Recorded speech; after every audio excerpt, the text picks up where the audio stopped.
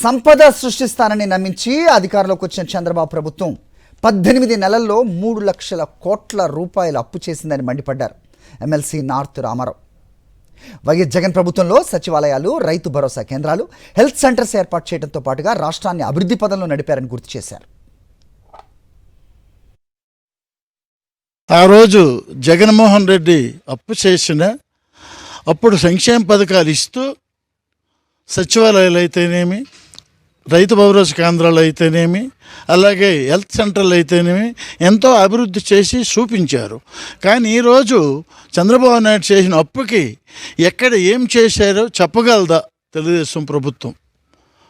కాబట్టి ప్రజలకి ఇది మోసం, ఇది కరెక్ట్ అయిన పద్ధతి కాదు.